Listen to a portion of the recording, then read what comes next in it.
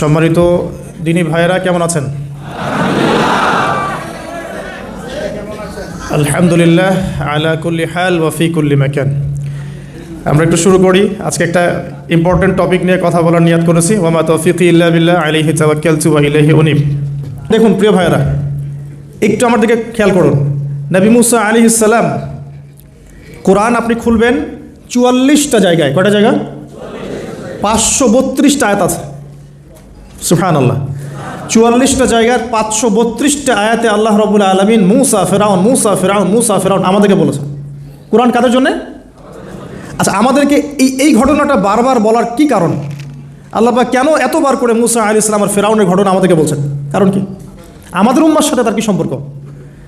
সম্পর্ক হচ্ছে নবী সাল্লাল্লাহু আলাইহি ওয়াসাল্লামের সোনালী যুগ যেটা, সেটা চলে যাওয়ার পরে এই ফিতনার যুগে সারা বিশ্ব জুড়ে নতুন নতুন ফেরাউনদের উদ্ভব হবে ইনশাআল্লাহ।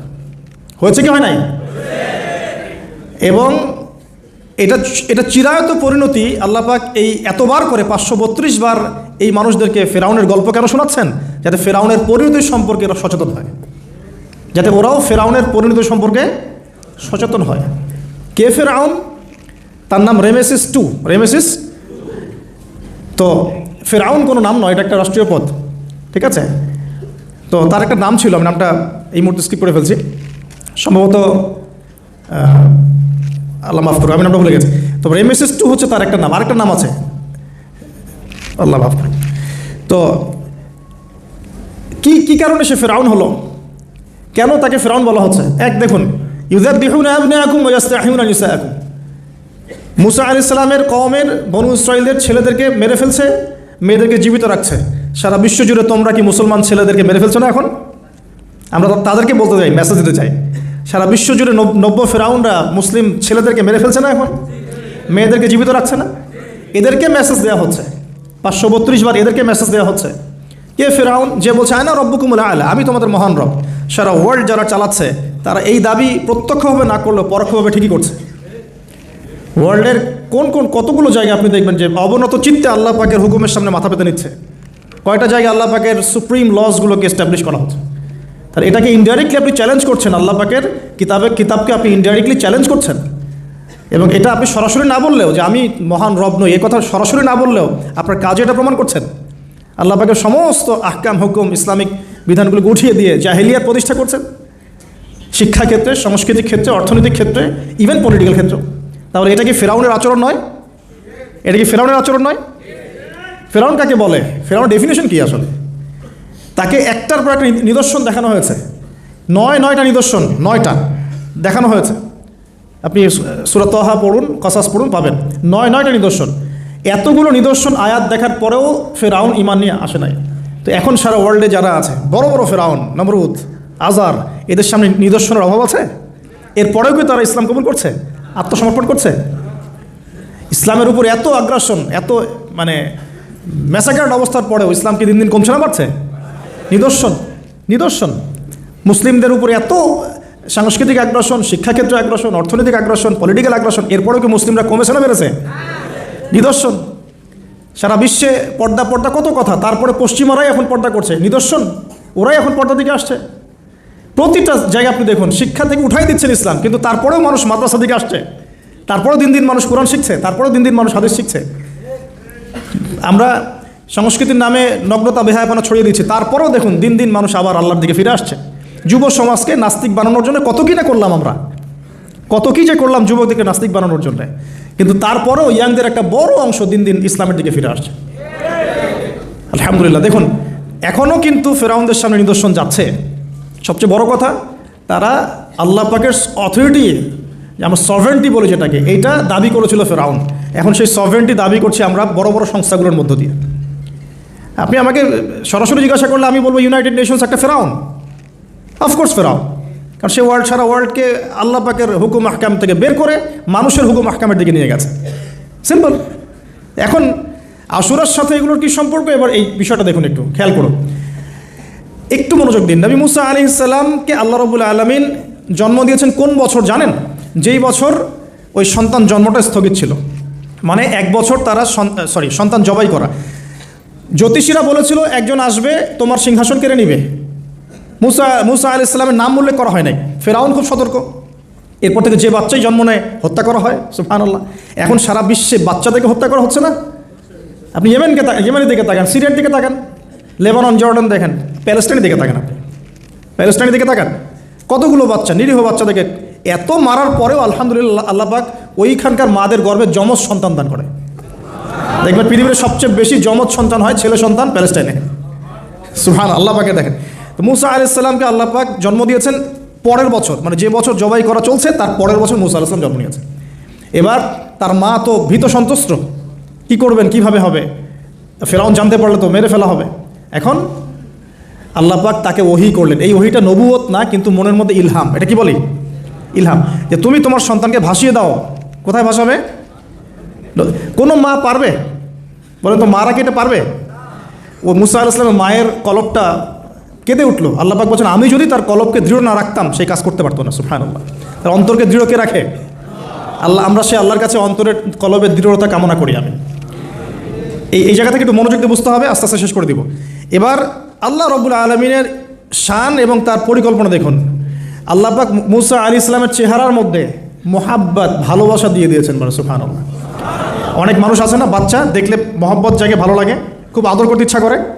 ফেরাউনের ঘরে সন্তান নাই, তার স্ত্রী পানির ঘাটে বাচ্চা চলে আসলো, বাচ্চা দেখে সে বলছে মাশাআল্লাহ এত চমৎকার একটা সন্তান, ফুটফুটে বাচ্চা।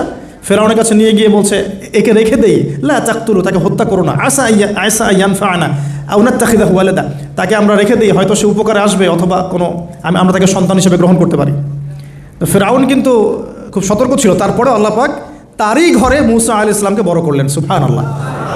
আর মুসা আলাইহিস সালাম, ফেরাউনের স্ত্রী দুধও পান করছে না, তখন মুসা আলাইহিস সালাম একজন বোন আছে, সে গিয়ে তাদেরকে খবর দিল যে আমরা কি তোমাদেরকে হাল আদুল্লুকুম আলা মান ইয়াকফুলু, এমন একজনের কথা বলবো যে মুসাকে দুধ পান করাবে, এই বাচ্চাকে দুধ পান করাবে। আল্লাহ পাকের কী কৌশল, আল্লাহ পাক ওই মায়ের কোলেই আবার মুসা আলাইহিস সালামকে ফিরিয়ে দিলেন। এদিকে মায়ের দুধ খাচ্ছে, ফেরাউনের ঘরে বড় হচ্ছে, আবার ফেরাউন একটা বড় অঙ্কের হাদিয়া তার মাকে দিচ্ছে দুধ পান করানোর জন্য, সুবহানাল্লাহ। আল্লাহ পাকের পরিকল্পনা দেখেন। আমি আসলে বুঝাতে পারছি না ভাই, আমার ল্যাঙ্গুয়েজের প্রবলেমের কারণে মাফ করবেন। অনেক তথ্য মাথায় থাকলে কথা বলা টাফ হয়ে যায়। তো সুবহানাল্লাহ, আল্লাহ পাকের পরিকল্পনা দেখুন। যে নবী মুহাম্মদ সাল্লাল্লাহু আলাইহি ওয়াসাল্লামকে মক্কা থেকে তাড়িয়ে দিচ্ছে মানুষ, আল্লাহ রাব্বুল আলামিন সেই মক্কা নবীর পায়ের সামনে এনে দিলেন, সুবহানাল্লাহ, মাত্র 8 বছরের ব্যবধানে। যে বদর যুদ্ধে মুসলিমদেরকে একদম নিঃশেষ করে দেওয়ার প্ল্যান করা হয়েছে, ওই বদরেই আল্লাহ রাব্বুল আলামিন আবু জেহেলের মৃত্যু লিখে রাখলেন। যে ইউসুফকে কুয়ায় ফেলে দিল তার ভাইরা, সেই ইউসুফকে আল্লাহ পাক সেখান থেকে কারাগার, রাজপ্রাসাদ, সেখান থেকে কারাগার, সেখান থেকে আবার নিয়ে আসলেন মিশরের পলিটিক্যাল পাওয়ার। আল্লাহর পরিকল্পনা। যে ইয়াসরিব একসময় ইহুদিদের দাপটের জায়গা ছিল, ওই ইয়াসরিব মুসলিমদের পরতলগত করলেন আল্লাহ পাক হিজরত করিয়া। বাদশাহ নাজাশী আবিসিনিয়ায়, আমি তো মালয়েশিয়াকে একটা আবিসিনিয়া মনে করি, এখানে মাশাআল্লাহ এরকম পরিবেশ আছে, শান্তিপূর্ণ ইসলামী পরিবেশ। বাদশাহ নাজাশীর এরকম পরিবেশ ছিল। বাদশাহ নাজাশী কিন্তু মুসলিম ছিল না, সে খ্রিস্টান ছিল। তারপরেও নবীজি বলতেন বাদশাহ নাজাশীর রাজ্যে কেউ জুলুমের শিকার হয় না, সুবহানাল্লাহ, যদিও সে মুসলিম ছিল না। ওখানে ইসলাম নিয়ে গেলেন আল্লাহ পাক, ওখান থেকে পুরো আফ্রিকায় ইসলাম ছড়িয়ে পড়লো, সুবহানাল্লাহ। এক খালেদ বিন ওয়ালিদ রাদিয়াল্লাহু আনহু, যার হাতে উহুদ যুদ্ধে বহু মুসলিমের প্রাণ গিয়েছে না, সেই মানুষকে আল্লাহ রাব্বুল আলামিন হেদায়েত দিয়ে 100টা যুদ্ধ করিয়েছেন, সুবহানাল্লাহ। আল্লাহ পাকের পরিকল্পনা আমরা বুঝতে পারবো না, আল্লাহ পাকের পরিকল্পনা আমরা বুঝতে পারবো না। ওয়া মাকারু ওয়া মাকারাল্লাহ, তারা কৌশল করে, আল্লাহ পাকও পরিকল্পনা করে। দেখেন এই যে প্যালেস্টাইনে এত সমস্যা করছে না, আল্লাহ পাকের কি পরিকল্পনা, সুবহানাল্লাহ। আল্লাহ পাক সমস্ত জিউসদেরকে ওইখানে একত্রিত করেছেন, কেন জানেন?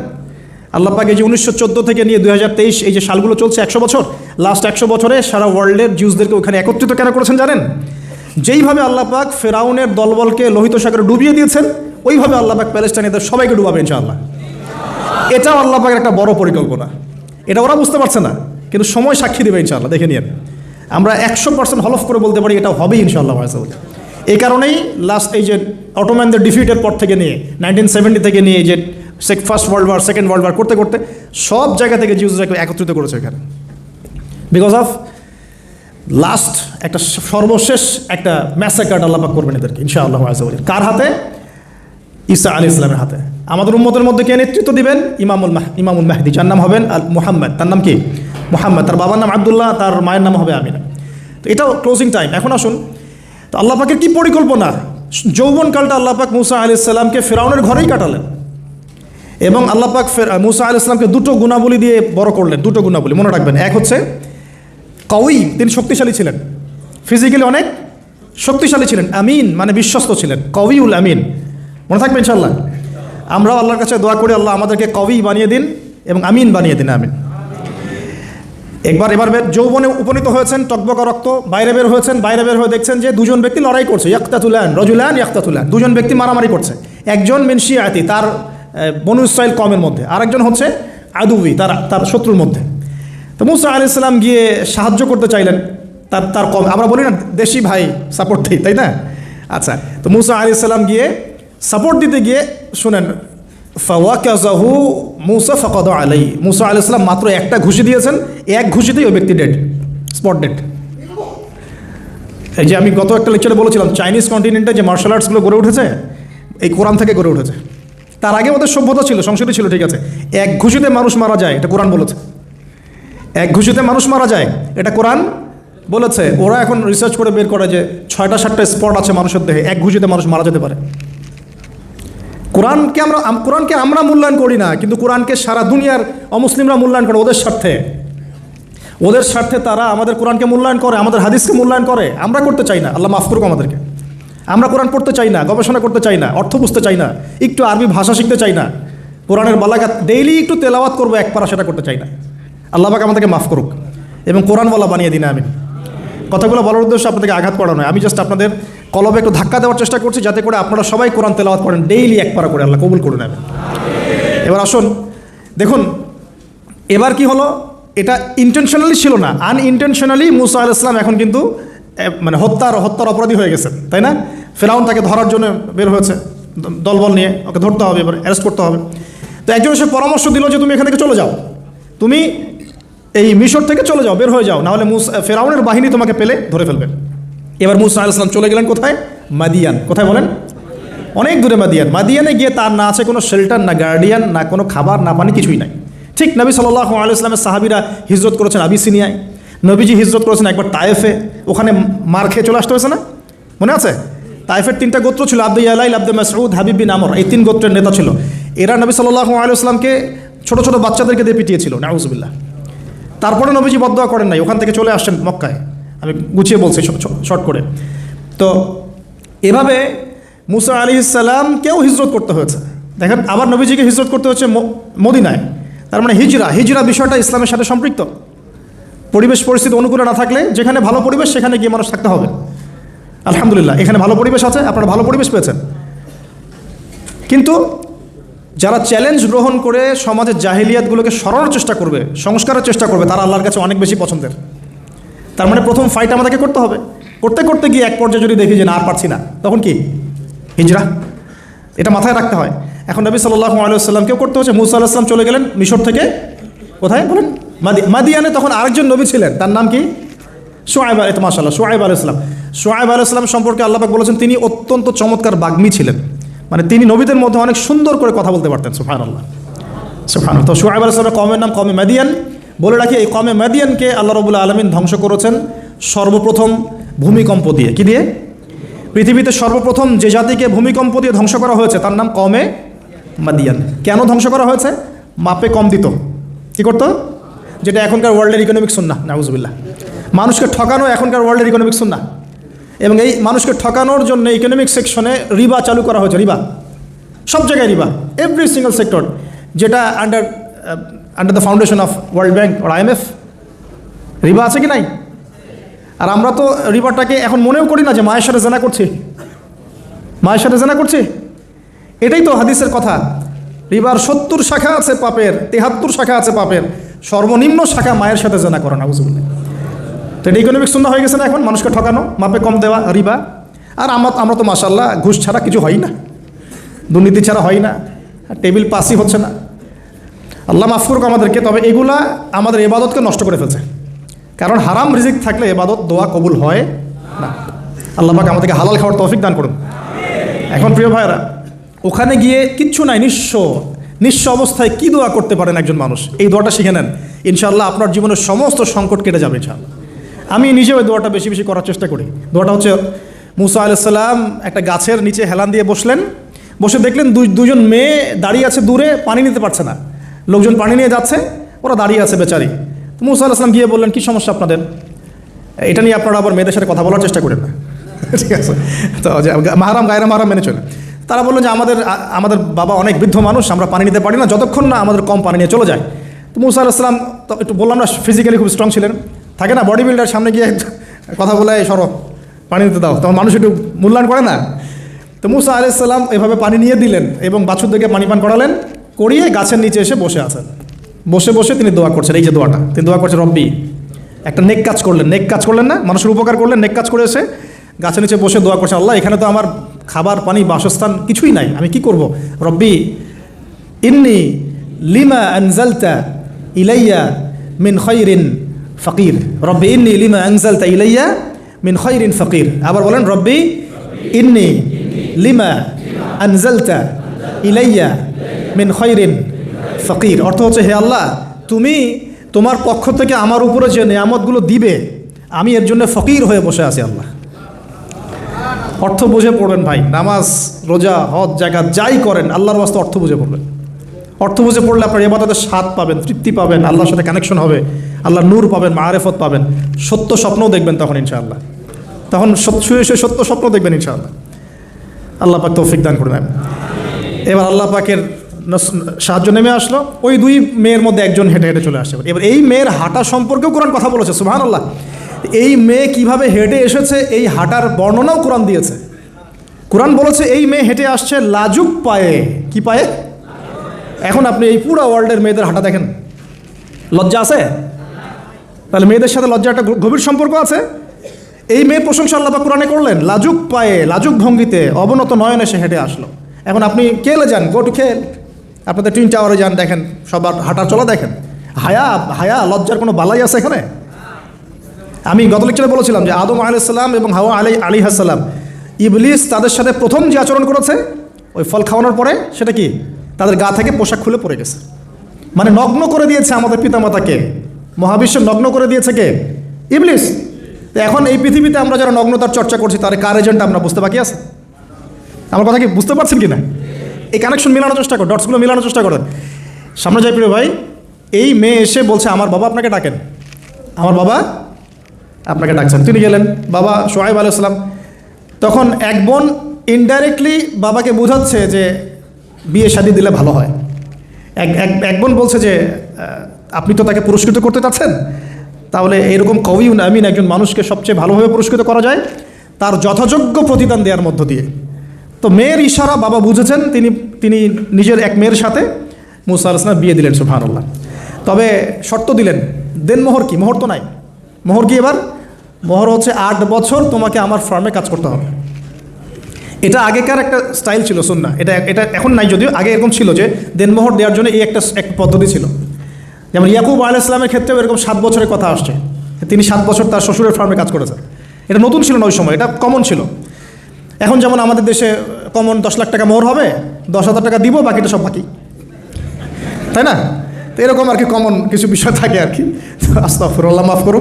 বলবে বাসরাতে, বলবে আমাকে মাফ করে দাও। শুরুতেই নিজের গায়রথহীনতার পরিচয় দিল। আবার এদিকে শ্বশুরের কাছে মাশাল্লাহ মোটা অঙ্কের ডোনেশন নিতে চাচ্ছে, যৌতুক।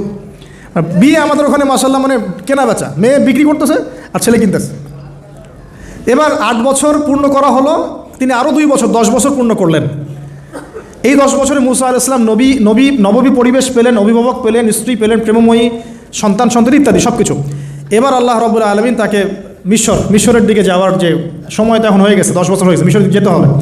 যাওয়ার পথে স্ত্রীর প্রসব বেদনা উঠেছে। তখন মুসা আলাইহিস সালাম আগুন খুঁজছেন। আগুন কি খুঁজছেন ভাই? আগুন খুঁজতে তুর পাহাড়ের ওখানে গিয়ে দেখছেন যে আগুন গাছে জ্বলছে, সবুজ পাতার উপরে আগুন। তিনি অবাক। এই সময় আওয়াজ আসলো, বিসমিল্লাহির রহমানির রহিম, ইন্নী আনা রব্বুক ফাখলা'না আলাইক ইন্নাকা বিল ওয়াদিল মুকদ্দাস তুয়া। মুসা, ইন্নানি আনা আল্লাহ লা ইলাহা ইল্লা আনা ফা'বুদনি ওয়া আকিমিস সালাতা লিযিকরি। মানে এখানে অনেকগুলো কথা আছে, সূরা তাহার মধ্যে আছে। আওয়াজ চতুর্দিক থেকে ভেসে আসলো। মহান আল্লাহ রব্বুল আলামিন তার শান অনুযায়ী, তার ইজ্জত অনুযায়ী তিনি যেভাবে কথা বলেন সেভাবে মুসা আলাইহিস সালামের সাথে কথা বললেন। আল্লাহু আকবার। বললেন, ইয়া মুসা, হে মুসা, ইন্নানি আনা আল্লাহ, নিশ্চয়ই আমি আল্লাহ, লা ইলাহা ইল্লা আনা, আমি ছাড়া কোনো ইলাহ নাই, ফা'বুদনি, তুমি আমার ইবাদত করো, ওয়া আকিমিস সালাতা লিযিকরি, আমার ইবাদতের জন্য সালাত কায়েম করো, আমার জিকিরের জন্য সালাত কায়েম করো, আমার স্মরণের জন্য সালাত কায়েম করো। ফাখলা'না আলাইক, তোমার জুতা খুলে ফেলো, ইন্নাকা বিল ওয়াদিল মুকাদ্দাসি তুয়া, তুমি তুয়া উপত্যকায় আছো, পবিত্র তুয়া উপত্যকায় আছো। আদব শেখানো হলো। এভাবে অনেক কথোপকথন হলো। নবী মুসা আলাইহিস সালাম ভয় পেয়ে গেলেন এবং আল্লাহ পাক আরও কথা বললেন, ওয়ামা তিলকা বিয়ামিনিকা ইয়া মুসা, তোমার ডান হাতে এটা কি? মুসা আলাইহিস সালাম বলছেন, ক্বালা হিয়া আসায়া আতাওয়াক্কাউ আলাইহা ওয়া আহুশু বিহা আলা গনামি ওয়া লিয়া ফিহা মাআরিব উখরা, এটা তো আমার লাঠি, এটা দিয়ে আমি ডালপালা পারি, আমার ওই যে গবাদি পশু চড়াই। আল্লাহ পাক বলছেন যে ছুঁড়ে মারো, আলকিহা ইয়া মুসা, এটা ছুঁড়ে মারো। ফালকাহা, তিনি ছুঁড়ে মারলেন, ফাইদা হিয়া হাইয়াতুন তাসা, এবং এটা ছোটাছুটি শুরু করলো, বড় একটা সাপ হয়ে গেল। সুবহানাল্লাহ। এগুলো কোনো গাল গল্প নয়, এগুলো আল্লাহ রাব্বুল আলামিনের মুআজিজা, মুআজিজাতুল কুবরা, এটা বড় মুআজিজা। তিনি পিছনের দিকে দৌড়ানো শুরু করলেন সাপ দেখে, খাইফা ইয়াতারাক্কাব, মানে ভয়ে দৌড়ানো শুরু করলেন। আল্লাহ পাক বলছেন, লা ইয়াখাফু লাদাইনাল মুরসালিন, আমার কাছে রসুলগণ ভয় পায় না, তুমি ভয় পেও না, তুমি ওটাকে ধরো পিছন থেকে, সেটা আবার লাঠি হয়ে যাবে। পিছন থেকে হাত দেওয়া হলো, লাঠি হয়ে গেল। সুবহানাল্লাহ। এবার বলছে যে তুমি তোমার বগলের নিচে হাত ঢুকাও। মুসা আলাইহিস সালাম বগলে হাত ঢুকালেন, বের করলেন, হাত থেকে টর্চ লাইটের মতো আলো বের হওয়া শুরু হলো। এটা দ্বিতীয় নিদর্শন। কেন দেওয়া হলো নিদর্শন? এবার আল্লাহ পাক তার দায়িত্বটাকে বলছেন, তোমাকে নিদর্শনগুলো কেন দিলাম, তোমাকে মনোনীত কেন করলাম, কেন তোমাকে মনোনীত করলাম মুসা, তোমার কাজটা কি? তোমার কাজ এখন এইটা, ইযহাব ইলা ফিরআউনা ইন্নাহু তাগা, তুমি ফিরআউনের কাছে যাও, ফিরআউন সীমা লঙ্ঘন করেছে। মনে আছে ফিরআউনের কথা? সীমা লঙ্ঘন করেছে। তখন মুসা আলাইহিস সালাম তার অপারগতা প্রকাশ করছেন এভাবে, তিনি বলছেন, আল্লাহ, আমার তো জিহ্বার জড়তা আছে, আর আমি তো ওখানে এক ব্যক্তি, আমার খুনের অভিযোগ আমার কাঁধে, আমি এখন কিভাবে কি করবো আল্লাহ?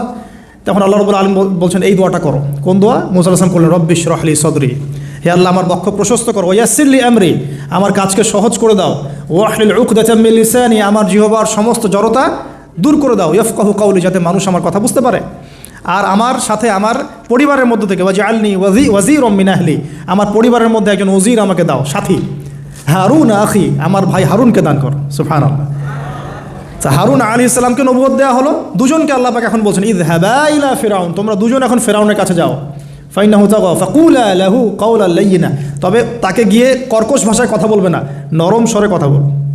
দায়ীদের এখানে সুন্নাহ, দায়ীদের জন্য শিক্ষা আছে, দায়ী আলেম যারা মুবাল্লিগ তাদের শিক্ষা আছে। ফিরআউনের সামনে গিয়ে দাওয়াত দিলেও কীভাবে দিতে হবে? ফাকুলা লাহু কাওলাল লাইয়িনা, নম্রভাবে কথা বলো। লাআল্লাহু, কেন নম্রতার সাথে? লাআল্লাহু ইয়াতাযাক্কারু আও ইয়াখশা, হয়তোবা নম্রতা প্রদর্শন করলে সে উপদেশ গ্রহণ করতে পারে, অথবা সে আল্লাহকে ভয় করতেও পারে। আল্লাহ পাক তো আগে থেকে জানেন সে ঈমান আনবে না, তারপরেও আমাদের আদব শেখাচ্ছেন আল্লাহ পাক এখানে। তারা দুজন চলে গেলেন, দাওয়াত দিলেন। ফিরআউন মশকরা করছে, ওয়ামা রব্বুকুম ইয়া মুসা, তোমাদের দুজনের রব আবার কে? হ্যাঁ, মুসা আলাইহিস সালাম বুঝাচ্ছেন, রব্বি আল্লাযী, আমার রব সেই রব যিনি জীবিতকে মৃত করেন, মৃতকে জীবিত করেন, ইত্যাদি। মানে যার হুকুম ছাড়া একটা গাছের পাতাও নড়ে না, যিনি মাটি থেকে সব উৎপন্ন করেন, বৃষ্টি বর্ষণ করেন, সব বুঝালেন। ফিরআউনের বক্তব্য তখন এটাই ছিল, তোমাদের কাছে কি কোনো নিদর্শন আছে, কোনো আয়াত নিদর্শন আছে?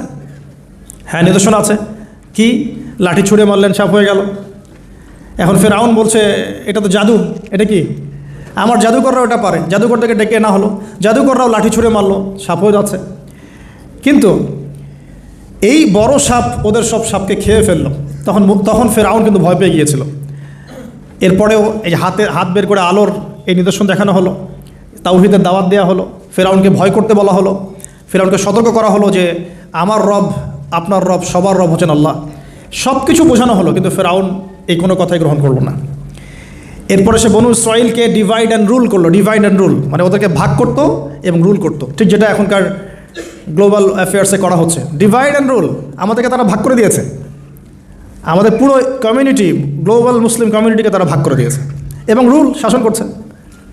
এবং কারো গায়ে আঘাত লাগলে আরেকজন গিয়ে সেই ব্যথা নিরসন করতে চায় না, বরং অপেক্ষা করে, আমার গায়ে তো আর আসে নাই, তার গায়ে আসছে। ঠিক আছে, ব্যাপারটা এটা শুধু গ্লোবাল অ্যাফেয়ার্স না, এটা সবখানে, একটা রাষ্ট্রের ভিতরেও ঢুকে গেছে। ওই ভাইকে বলছে বলুক, আমাকে তো আর কিছু বলে নাই, ওকে গায়েব করে ফেলছে ফেলুক, আমাকে তো আর কিছু করে নাই, ও ভিতরে গেছে আমাকে তো কিছু বলে নাই। এই আচরণের কারণে আস্তে আস্তে আস্তে আস্তে মুসলিমদের শক্তি সব সংকুচিত হয়ে আসে। এটা নতুন কোনো বিষয় না, ফেরাউনের সুন্নত, এটা ডিভাইড অ্যান্ড রুল, যেটা ব্রিটিশরা করে গেছে সারা ওয়ার্ল্ডে। সুবহানাল্লাহ, দেখুন সব কিছু ওরা কোরআন থেকেই নিচ্ছে মনে হচ্ছে আমার কাছে। তো এখন একটা দুইটা না, নয়টা পরীক্ষা ফেরাউনকে করা হলো। মুসা আলাইহিস সালাম যখন বলেন, দোয়া করেন, তখন গজব উঠে যায়। ফেরাউন তখন এসে বলে যে ঠিক আছে তুমি দোয়া করো, তাহলে আমরা বনু ইসরাইলকে ছেড়ে দিব। যখনই মুসা আলাইহিস সালাম দোয়া করে, গজব উঠে যায়, সে আর বনু ইসরাইলকে ছাড়ে না। এখন এভাবে 9টার বর্ণনা আসছে। একবার আসছে পঙ্গপালের শাস্তি, একবার আসছে ব্যাঙের শাস্তি, একবার আসছে মহামারীর শাস্তি, একবার আসছে উকুনের শাস্তি, একবার রক্তের নদী। এরকম 9টা আযাব আল্লাহ পাক দিয়েছেন কাদেরকে? এই ফেরাউনের সম্প্রদায়। সর্বশেষ, আমি লম্বা করলাম না, সর্বশেষ যেটা হয়েছে, কারণ আমি কনক্লুশনে কিছু পয়েন্ট বলবো।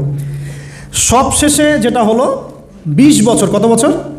প্রায় 20 বছর জুলুম করলো ফেরাউন দাওয়াত পাওয়ার পরে। প্রায় 20 বছর। দাওয়াত পাওয়ার আগের কথা তো বাদ, ইসলামের দাওয়াত পাওয়ার প্রায় 20টা বছর সে বনু ইসরাইলকে এভাবেই টর্চার করতে থাকলো। 9টা নিদর্শন আসলো, কোনোটাই সে গ্রহণ করলো না। এবং সর্বশেষ তার কল ছিল যে আমি ছাড়া তোমাদের কোনো রব আছে এটা আমি জানি না, নাউজুবিল্লাহ। এবং সূরা নাবার মধ্যে আল্লাহ বলেছেন যে ফেরাউন বলেছিল আনা রব্বুকুমুল আ'লা, আমি তোমাদের মহান রব, নাউজুবিল্লাহ। এই ছিল ফেরাউনের শেষ স্টেটমেন্ট। এবার মুসা আলাইহিস সালাম বনু ইসরাইলকে নিয়ে চলে যাচ্ছেন মিশর থেকে।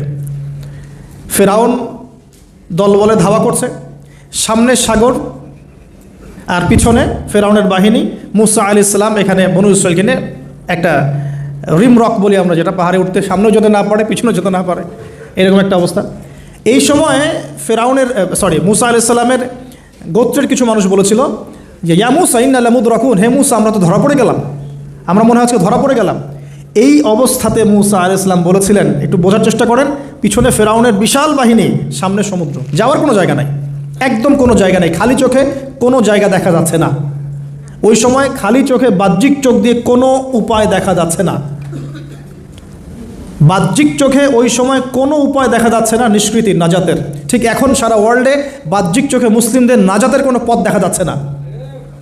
বাহ্যিক চোখ দিয়ে কি করবে মুসলিমরা? খালি পড়াশোনা করবে, না কমিউনিটি করবে, না জিহাদ করবে, নাকি তাগুতের এগেনস্টে লড়বে? কি করবে মুসলিমরা? নাকি সারাদিন বসে বসে মসজিদে তাসবিহ টিপবে আর নামাজি পড়বে? কি করবে মুসলিমরা? বাহ্যিক চোখ দিয়ে এখানেও কোনো ফয়সালা দেখা যাচ্ছে না। তখন আল্লাহ রাব্বুল আলামিন মুসা আলাইহিস সালামকে একটা পরীক্ষাও নিলেন। একজন বলছে ইন্না লামুদরাকুন, আমরা ধরা পড়ে গিয়েছে। মুসা আলাইহিস সালাম তখন বলছেন দৃঢ়চিত্তে, কাল্লা কাল্লা, কখনো না, ইন্না রব্বি মাইয়া সায়াহদিন, নিশ্চয়ই আমার রব আমার সাথে আছেন, তিনি আমাকে পথ দেখাবেন। সুবহানাল্লাহ। তাহলে আজকেও মুসলিমদের সারা ওয়ার্ল্ড ওয়াইড এই চেতনাই থাকা উচিত যে কাল্লা, কখনো না, আল্লাহ ইন্না রব্বুনা মা'না, নিশ্চয়ই আমাদের রব আমাদের সাথে আছেন, তিনি আমাদেরকে পথ দেখাবেন ইনশাআল্লাহ। এই পথই আমরা চাই, ইহদিনাস সিরাতাল মুস্তাকিম, তাই না? সিরাতাল লাযিনা আন'আমতা আলাইহিম গায়রিল মাগদুবি আলাইহিম ওয়ালাদ-দাল্লিন। এই বাস, যখন আপনি পুরো দমে আল্লাহর উপর তাওয়াক্কুল করে ফেলবেন, তখনই তো আল্লাহ রাব্বুল আলামিনের নুসরা নেমে আসবে। বদরের মাঠে নবী সাল্লাল্লাহু আলাইহি ওয়াসাল্লাম হাত তুলে দোয়া করছে, আল্লাহ এই 313 জন মুসলিম যদি আজকে শেষ হয়ে যায়, ইসলামের নাম নেওয়ার কেউ থাকবে না। দোয়া করতে করতে চাদরটা পর্যন্ত পড়ে গেল। আবু বকর সিদ্দিক দৌড়ে এসে চাদর উঠাই দিলেন, দিয়ে কান্না জড়িত কণ্ঠে বলছেন, হাসবুক ইয়া রাসূলুল্লাহ, যথেষ্ট হয়েছে আল্লাহ রাসূল, যথেষ্ট হয়েছে, আর দোয়া করার দরকার নেই, ইনশাআল্লাহ আল্লাহ সাহায্য নেমে আসবে। আল্লাহ পাকের সাহায্য নেমে আসলো, হাজার হাজার ফেরেশতা আল্লাহ নামিয়ে দিলেন বদরের মাঠে। আপনি দেখুন যে সুবহানাল্লাহ, নবী সাল্লাল্লাহু আলাইহি ওয়াসাল্লাম হিজরত করছেন আবু বকর সিদ্দিককে সাথে নিয়ে, মনে আছে গারে সাওরের ঘটনা, সবাই ঘিরে ফেলেছে, এমনকি নিচ থেকে উপরে ওদের পা দেখা যাচ্ছে। আবু বকর সিদ্দিক বলছেন যে ইন্না মুদরাকুন, আমরা ধরা পড়ে গেলাম ইয়া রাসূলুল্লাহ। একই কথা কিন্তু নবী সাল্লাল্লাহু আলাইহি ওয়াসাল্লাম সেই একই কথাই বলছিলেন, লা তাহজান, তুমি দুশ্চিন্তা করো না, ইন্নাল্লাহা মা'ানা, আল্লাহ আমাদের সাথে আছেন, ইনশাআল্লাহ আল্লাহ আমাদের সাথে আছেন। তবে কাদের সাথে আল্লাহ থাকবেন? যারা নামাজ পড়ে না, যারা তাওহীদ শিখে না, সুন্নতের উপর আমল করে না, যারা রিবা খোর, যারা মাদক দ্রব্য সেবন করে, জিনা করে, পর্নোগ্রাফি দেখে, যে বেপর্দায় চলে, এদের সাথে আল্লাহ থাকবেন। আমরা যদি আমাদের অবস্থান উন্নত করতে না পারি, আমাদের দ্বারা উম্মার বিজয় হবে না, ফুল স্টপ। আমরা যদি আমাদের অবস্থান উন্নত করতে না পারি, মানে এই যুগের আবু বকর, ওমর, ওসমান, আলী হতে না পারি, আমাদের দ্বারা বিজয় হবে না। আপনি যত টাকা ঢালেন না কেন, যত বড় সংগঠন করেন না কেন, যত পলিটিক্যাল অ্যাফেয়ার্স ডিল করেন না কেন, যতক্ষণ এ যুগের আবু বকর, ওমর, ওসমান, আলী আমরা হতে না পারছি, আমাদের হাতে বিজয় আসবে না। প্রথম কাজটা এখানে ভাই, প্রিয় ভাইরা, রাগ করছে নাকি কথায়? আমাদের প্রথম কাজটা এখানে। ফ্যান্টাসির কোনো মূল্য নাই এখন। Eyewash, showdown, show off, fantasy, online, Facebook, কিচ্ছু না এগুলো। বিশ্বাস করেন এগুলো কিচ্ছু না, কিচ্ছু হবে না এগুলো দিয়ে।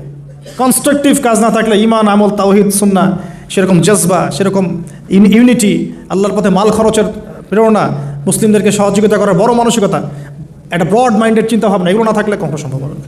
এখানে সাহায্য নেমে আসছিল না? ওই গারে শহরে কি তারা ধরা পড়েছিলেন?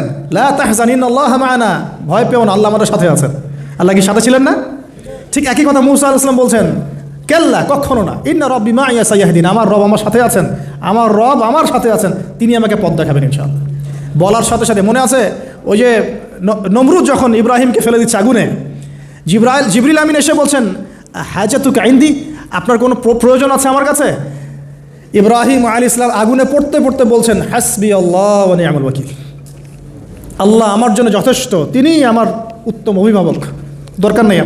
বলার সাথে সাথেই ইয়া নার কুনি বারদান ওয়া সালামান আলা ইব্রাহিম, এই আগুন ঠান্ডা হয়ে যাবে। এবার আমার বান্দা আমাকে ডেকেছে, তার কোনো পথ নাই চোখের সামনে খোলা, এখন আমার বান্দা আমাকে ডেকেছে, আমার উপর ফরজিয়াত আমার বান্দাকে এখন সাহায্য করা, এটা আমার হক, আমার বান্দাকে সাহায্য করা।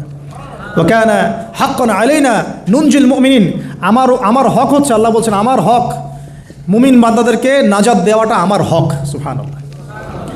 তাহলে ওই যে সাহায্য এসেছে ওই নমরুদের ওখানে আগুন পরীক্ষায়, একই সাহায্য আসছে গারের শহরে, বদরের মাঠে, উহুদে, খায়বারে, খন্দকে, এই সাহায্য নেমে আসতো মুসা আলাইহিস সালামের কাছে। কি সাহায্য? লাঠি ছুঁড়ে মারো, 12টা, একটা দুইটা 12টা রাস্তা হয়েছে, সাগর ভাগ হয়েছে। এটা কি আসলেই পসিবল? এখনকার সায়েন্সকে এটাকে পেনিট্রেট করতে পারবে? আমরা তো সায়েন্সকে ইলাহ বানিয়ে নিয়েছি। ও যখন কিছু বলে হ্যাঁ, আমরা বলি হ্যাঁ, ও বলে না, আমরা বলি না। বিশ্বাস করেন? ও যখন সায়েন্স যখন কোনো কিছুকে বলে হ্যাঁ এটা ঠিক, আমরা বলি ঠিক ঠিক ঠিক। যখন সায়েন্স বলে এটা বেঠিক, আমরা বলি না বেঠিক বেঠিক। আমরা কোরআন হাদিসকে সায়েন্স দিয়ে মূল্যায়ন করছি। সুবহানাল্লাহ। এখন নামাজ পড়তে গেলে মানুষ সায়েন্টিফিক ব্যাখ্যা খোঁজে, রোজা রাখা সায়েন্টিফিক ব্যাখ্যা খোঁজে। ব্যাখ্যা থাকতে পারে, আমার জানার দরকার নাই তো। আমাকে আল্লাহ হুকুম করেছেন, এটাই আমার কাজ।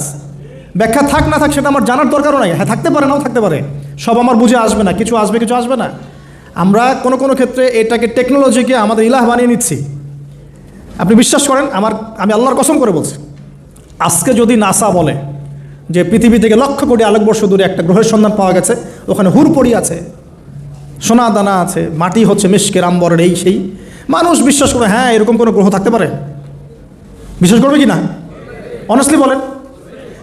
আল্লাহ পাক কোরআনে 1400 বছর আগে বলেছেন, তার আগের ধর্মগ্রন্থেও বলেছেন জান্নাত আল্লাহ সৃষ্টি করেছেন। মানুষ বিশ্বাস করে না। নাস্তিকটা বলে, টিটকারি মারে নাস্তিকটা, মৌলবাদীরা, মোল্লারা কি বলে, এই যুগে এগুলো বিশ্বাস করে মানুষ। নাউজুবিল্লাহ। নাসা যদি বলে বহু দূরে একটা গ্রহ আছে বিশাল বড়, ওখানে একটা পাথর ফেললে নিচে যেতে 70,000 বছর সময় লাগবে, মানুষ বলে হ্যাঁ এমন কোনো গ্রহ থাকতে পারে? নাম দিয়ে দিবে একটা XYZ dot dot dot dot, দিল একটা কিছু, এরকম নাম হয় না, KLR কি নাম দিয়ে দিল একটা। তো আল্লাহ পাক জাহান্নামের কথা বলছেন, মানুষ বিশ্বাস করে না। তো প্রিয় ভাইরা, এই জায়গায় সায়েন্স ব্যাখ্যা করতে পারবে না। 12টা রাস্তা হয়ে গেছে, 12টা গোত্র পার হয়ে গেল। ফেরাউন দলবল নিয়ে পার হতে চাচ্ছে, আল্লাহ রাব্বুল আলামিন ওই জায়গায় ডুবিয়ে দিলেন। সুবহানাল্লাহ। ডোবার সময় ফেরাউন ঈমান এনেছিল, এটা অনেকে আমরা জানি না। কিন্তু ডোবার সময় ফেরাউন বলছে আমানতু বিরব্বি হারুন ওয়া মূসা। এই জায়গা থেকে আমি কনক্লুশনের দিকে যাব, একটু মনোযোগ দিন। ফেরাউন বলছে আমানতু বিরব্বি হারুন ওয়া মূসা, কখন বলছে? ডোবার সময়। ওই সময়ে ফেরেশতারা তার মুখে কাদা নিক্ষেপ করছিলেন, এটা হাদিস আসছে। কারণ কাফের, ফাসেক, জালেম, এরকম মুনাফিক মৌতের সময় ফেরেশতারা মুখের উপরে প্রচণ্ড জোরে আঘাত করতে থাকে। আল্লাহ আমাদেরকে হেফাজত করুন। পিঠের পিছনে, চেহারায়, কপালে। সূরা মুহাম্মদ পড়ে দেখুন, ইয়াদরিবুনা উজুহাহুম ওয়া আদবারহুম। ফেরাউনকে এই কাজ করা হচ্ছিল, কিন্তু তখনও জিবরিল আমিন তখনও তিনি একটু কনসিয়াস, যদি এখন আল্লাহ তার তওবা কবুল করে ফেলে। সুবহানাল্লাহ। তাহলে আমরা কেন তওবা করতে দেরি করছি? আজকে থেকে জীবনটাকে ঢেলে সাজাবো ইনশাআল্লাহ। আল্লাহ তৌফিক দান করুন। নিজের জীবন, নিজের ছেলে মেয়েদের জীবন, নিজের পরিবারের জীবন, আমাদের সমাজের জীবন, এবং বড় স্বপ্ন দেখব, আল্লাহর জমিনের দিন কায়েম করব, তারপর মরবো ইনশাআল্লাহ। আল্লাহ কবুল করুন, আমিন। এবার আসুন ভাই, আল্লাহ পাক তওবা কবুল করলেন না। আল্লাহ পাক বললেন আল আন এখন, আল আন, এখন, আল আন, এখন, ওয়াকাদ আসাইতা মিন ক্বাবল, এর পূর্বে তুমি তো সারা জীবন আমার অবাধ্যতা করে গিয়েছো।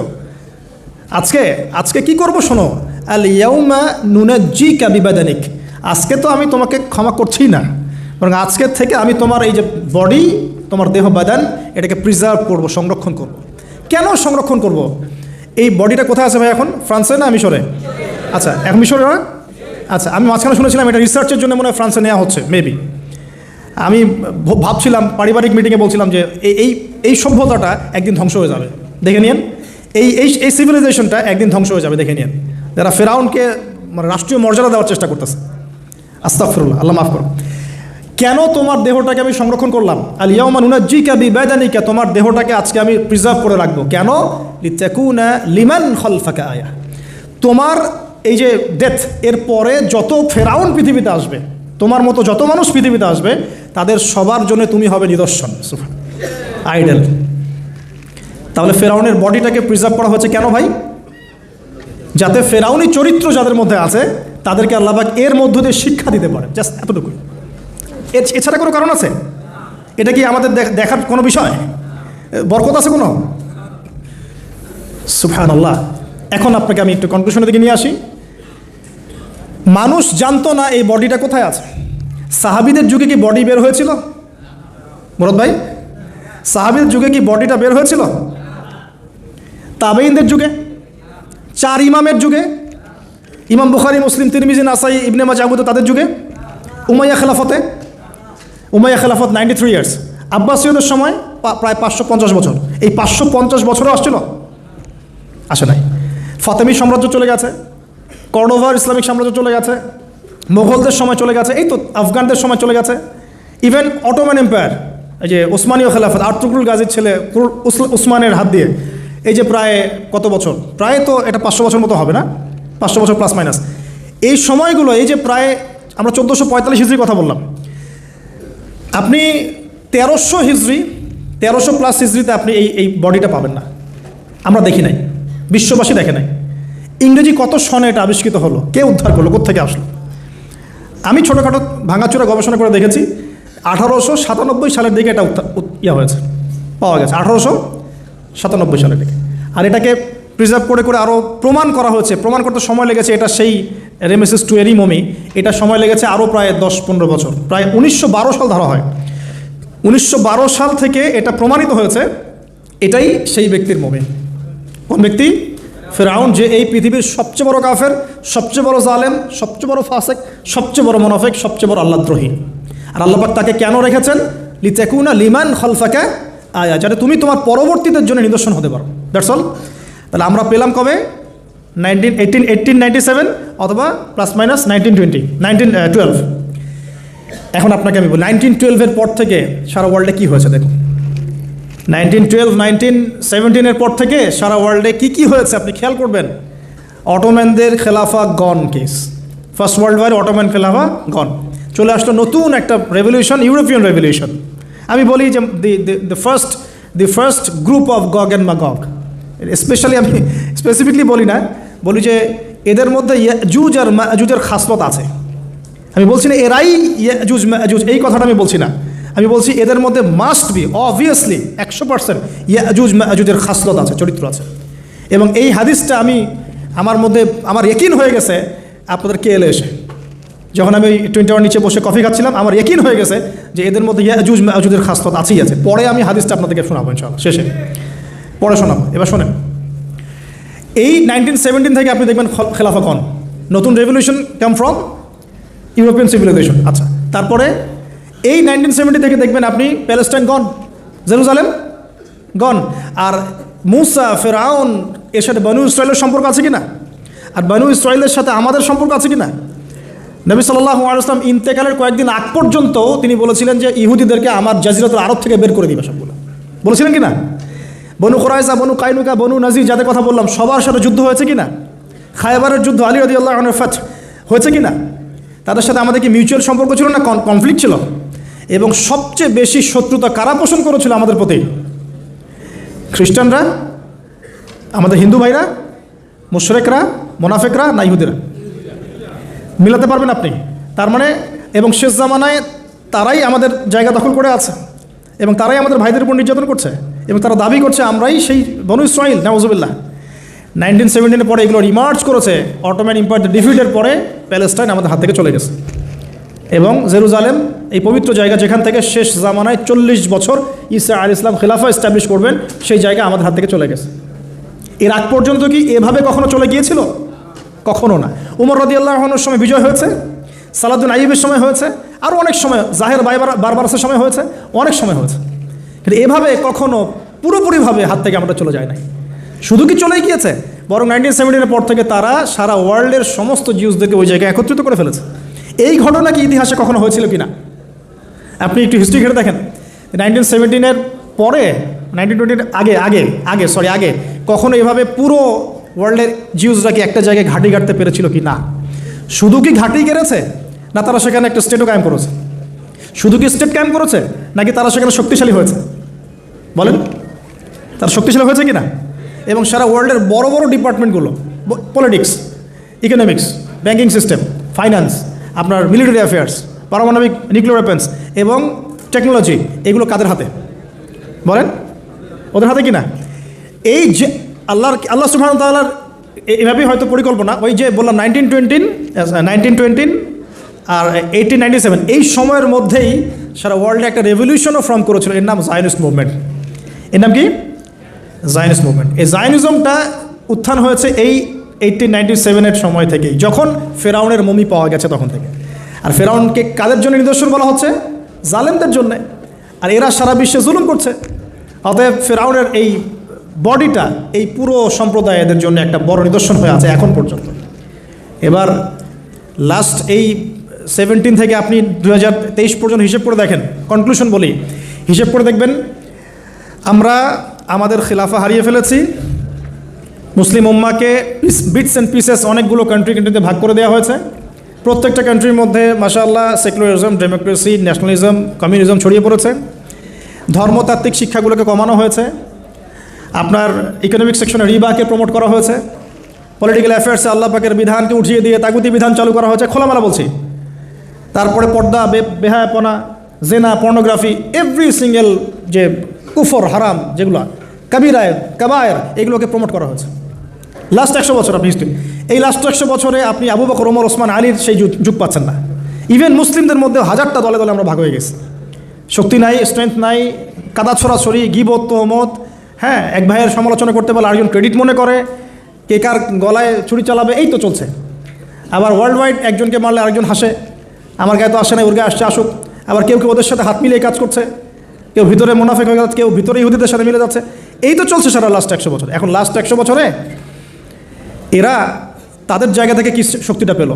তারা পলিটিক্যালি স্ট্রং হলো, জেরুজালেম দখল করে ফেললো, আমাদের ভাইদের উপর নির্মম নির্যাতন চালাতে থাকলো। 4টা যুদ্ধ করেছে আরবরা, একটা তো জিততে পারে নাই, একটাতেও না।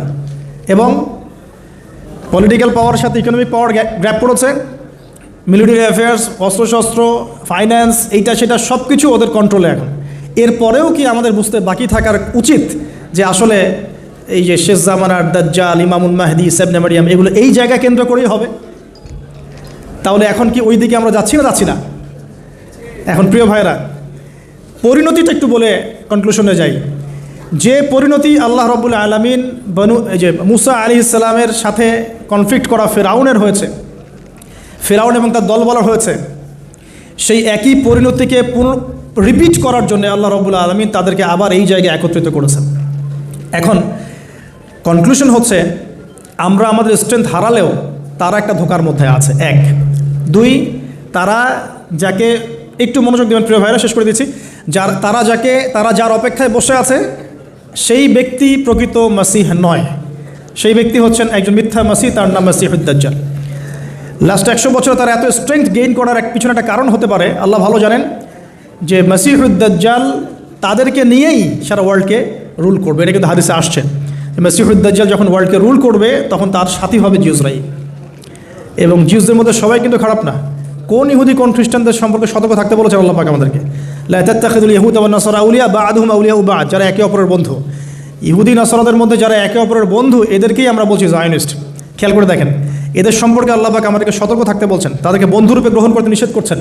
আল্লাহ পাক আরও বলছেন তোমরা যদি ওদিকে মুখ ফিরাও, মানে মুখ ফিরিয়ে নাও, ইয়াস্তাবদিল কওমান গায়রাকুম, আল্লাহ পাক অন্য কওমকে তোমাদের স্থলাভিষিক্ত করবেন। আল্লাহ পাক এটাও বলেছেন, লা তাত্তাখিযুল ইয়াহুদা ওয়ান নাসারা আউলিয়া বা'দুহুম আউলিয়াউ বা'দ ওয়া মান ইয়াতাওয়াল্লাহুম মিনকুম ফাইন্নাহু মিনহুম, তোমাদের মধ্যে কেউ যদি ওদের দিকে মুখ ফিরায় সে তাদের অন্তর্ভুক্ত হয়ে যাবে। সূরা বাকারা পড়ে দেখেন, ওয়ালান তারদা আনকাল ইয়াহুদা ওয়ালান নাসারা হাত্তা তাত্তাবি'a মিল্লাতাহুম। হে নবী মুহাম্মদ সাল্লাল্লাহু আলাইহি ওয়াসাল্লাম, যতক্ষণ পর্যন্ত আপনি ইহুদি খ্রিস্টানদের মিল্লাত গ্রহণ না করছেন তারা আপনার প্রতি সন্তুষ্ট হবে না। তো প্রিয় ভাই ও বোনেরা হয়তো নাই, প্রিয় ভাইরা, সর্বশেষ কথা হলো, তারা পুরো ওয়ার্ল্ড ওয়াইড মুসলিমদের উপরে যে আগ্রাসনগুলো চালিয়েছে, প্রথমটা হচ্ছে নৈতিক, আমাদের নৈতিক জায়গাটা থেকে আমাদেরকে সরিয়ে ফেলা হচ্ছে। ইমানের ঘাটতি, প্রবলেমসগুলো বলছি, ইমানের ঘাটতি, নৈতিক স্থল, মানে আমরা অধঃপতন বলি যেটা, আমাদের মধ্যে ডিভাইডেশন, আমাদের পলিটিক্যাল অ্যাফেয়ার্স থেকে সরে আসা, আমাদের ইকোনমিক স্ট্রেংথগুলো কমে যাওয়া, আমাদের পরিবারগুলোর ভাঙন, আমাদের প্রজন্ম গড়ার ক্ষেত্রে আমরা ব্যর্থ হয়েছি, আমাদের নতুন নতুন প্রজন্ম করতে ব্যর্থ হয়েছি, ওয়ার্ল্ডকে ডিল করতে পারে এমন ওলামায়ে কেরামদের একটা শ্রেণী তৈরি করতে আমরা ব্যর্থ হয়েছি অনেক ক্ষেত্রে, যারা কোরআন সুন্নাহকে দিয়ে ওয়ার্ল্ডটাকে ডিল করতে পারে। তারপরে ওদের এজেন্ডাগুলো ফাইন্ড আউট করতে আমরা ব্যর্থ হয়েছি, এবং ওরা কী মিশন নিয়ে সামনে যাচ্ছে, they want to rule the world, তারা ওয়ার্ল্ডকে রুল করতে চায়। এই ওয়ার্ল্ডকে রুল করার জন্য এত কিছু। আশুরা মুহররমের শিক্ষার সাথে কত গভীর সম্পর্ক আছে এগুলার। মুহররম মাস কেন, কি হয়েছে এই মাসে, কাকে এই মাসে ডুবিয়ে দেওয়া হলো, তারা আবার কোথা থেকে রাইজ করলো এখানে, তাদের সাথে শেষ জামানে আমাদের কী সম্পর্ক, তাদের সাথে আমাদের শেষ জামানে কী সম্পর্ক, সেটাও লাস্ট পয়েন্ট। সম্পর্কটা এই, তাদেরকে নিয়েই মসিহুদ দাজ্জাল সারা ওয়ার্ল্ডকে রুল করবে, এটা আপনি লিখে নেন। তাদেরকে নিয়েই মসিহুদ দাজ্জাল সারা ওয়ার্ল্ডকে রুল করবে, এবং তার রুলিংসটা এত স্ট্রং হবে যে অনেক বড় থেকে বড় মুমিন ও ঈমান চলে যাওয়ার সম্ভাবনা আছে। এই কারণে পরিস্থিতি সম্পর্কে সচেতন থাকা, তাদের ফিতনাগুলো রিকগনাইজ করা এবং স্টাডি করা কোরআন সুন্নাহর সাথে এই জামানাকে মিলিয়ে, যে এই যুগে আমাদের করণীয় কি, সামনে আমরা কীভাবে আগাবো আর কি।